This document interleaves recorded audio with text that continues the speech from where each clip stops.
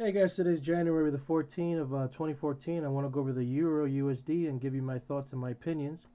But know that this is an educational video only, so please consult a professional financial advisor.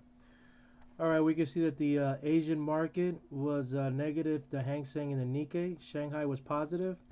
The Euro was pretty mixed. They were both mixed, actually. And then the S&P, we're very low. We had a big hit yesterday, and it kind of affected everybody else. It did a domino effect, and we're kind of trending higher, but we don't know if we're gonna now sell off or continue to retrace. So it should be interesting today. In regards to the calendar, today's what, the 14th. We had core retail and retail sales, and it was positive and flat. Tomorrow. In regards to the U.S., anything that's going to affect the euro, we got 7:30 PPI. That should move the euro. And then pretty much that's it in regards to that.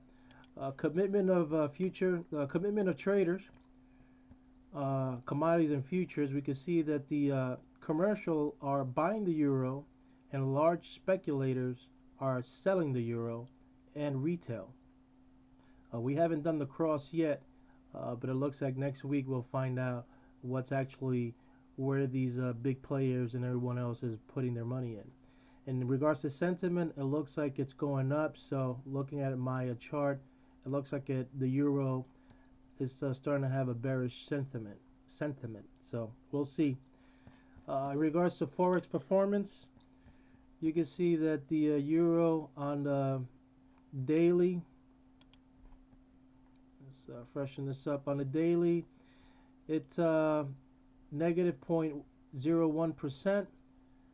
On the weekly, it's positive, 0.01%, nothing major.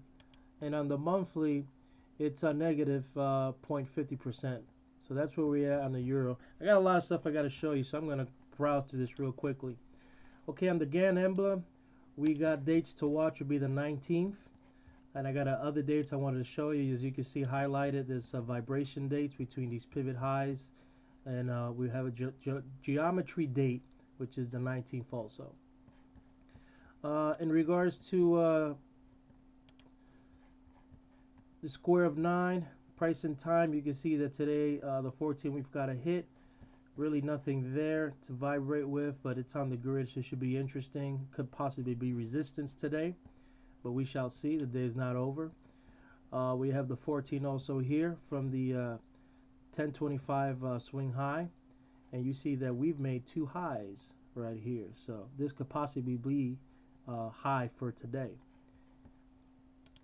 And the 27th spike high, we're at the 14th, which is right here. Where am I?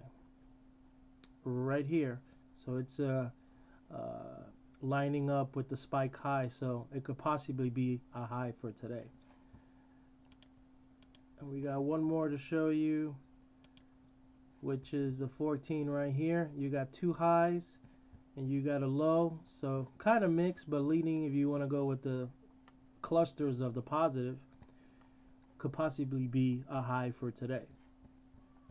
Let's get into the chart. As you can see, we're in an inside day again. We spike out here and make that a hit.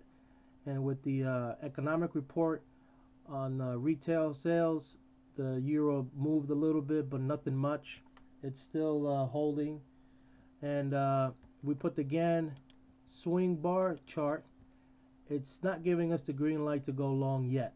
So I'm still on the sidelines just watching to see what's going to happen. And if look at the seasonal dates to keep an eye on. The 15th will be tomorrow, so anything between today and tomorrow could bring some action to the euro. We also got the 20th you got to keep an eye on, and the 29th would pretty much will be all of next week. Should be very interesting. Let's get into the charts. Euro is holding up the 1-by-1 angle, so that's a good thing. It's having a tough time trying to stay above that 20, or should close above that 20. If not, it's just going to probably be really choppy. Another thing I wanted to show you is I got this thing called my Fib Grid, and it's just pretty much the 61.8, 38.2 spread out, and you can see that we hit the 39 level up there, and now we're trying to, I guess, we're trying to get above this 61.8, which is at 3700 level, and it's having a tough time there too. I just wanted to show you that that's where we at on the weekly with the euro. We need to get above that to trend and continue going higher. Another thing I wanted to show you on the euro is the cycle date that I have, daily cycles. You see right here, this is the 16th, so it's coinciding with the 15 cycle date, seasonal date. Right here you see that it goes, this is that big cycle going right here, and if you follow it back, you know, from here all the way to here, you can see that there was a low here. From right here, this high got picked up and it went down, and now from here all the way to here, we're going to see what's going to happen next. One interesting thing to see about the euro is, in regards to a squeeze play, what I call a squeeze play is that price is being contained. It hasn't been moving, and you can see that starting from the big time frame, we got two squeeze play dots right here between yesterday and today, meaning that price has been really tight, and it looks like it wants to explode, and looking at the daily, wants to explode to the upside. On the next time frame, you see that the euro has been in a tight range from the 13th, and has been trading in a tight range, and it looks like it wants to go to the downside on the 1 hour chart. Same thing here, you know, the 30 minutes. This is a smaller time frame, but you get the drift. But the one I wanted to show you was the daily, because that's the bigger ones. It's been on a 2-day range now, and on the 30th, on the 1 hour, it's been on the since the 13th, it's been in a tight range, trading back and forth. If we look at our, let's glance this chart, you can see that the euro, we get closer, it's still in the mobile band, meaning that anytime you're in this thing right here, in this cloud, that's chop. It's just, unless you want to scalp, that's fine, but to get the trend going, you need to get out of this mobile band. And this is the 20, and you got the moving averages below, and it's just, these bands are not narrowing in, so meaning that price is just being contained. So should be interesting where the euro is going to do in the next couple of days, especially tomorrow. Is there anything else I wanted to show you? Oh, seasonality, my last one.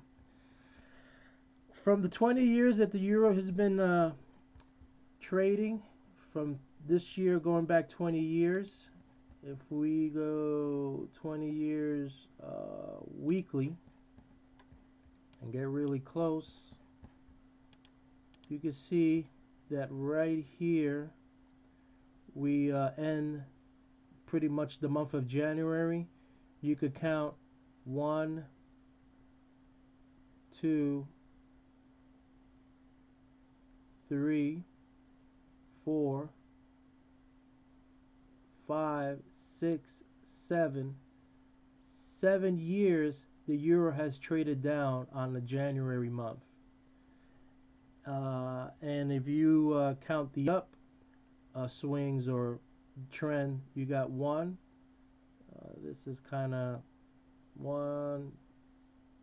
This is choppy, choppy, choppy, choppy, choppy, choppy, choppy, choppy. 2. It's only 2. Interesting.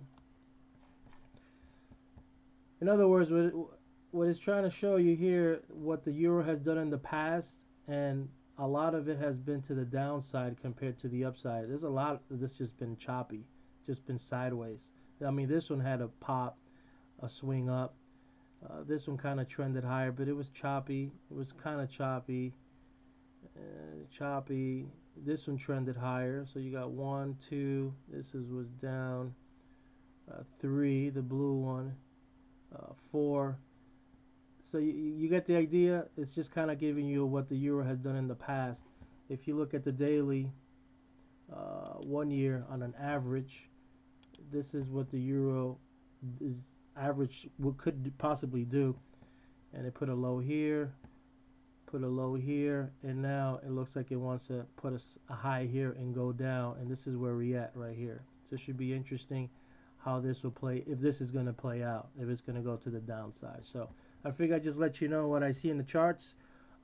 Good trading today. Make some pips, and I'll give you my thoughts tomorrow on what the euro's been up to.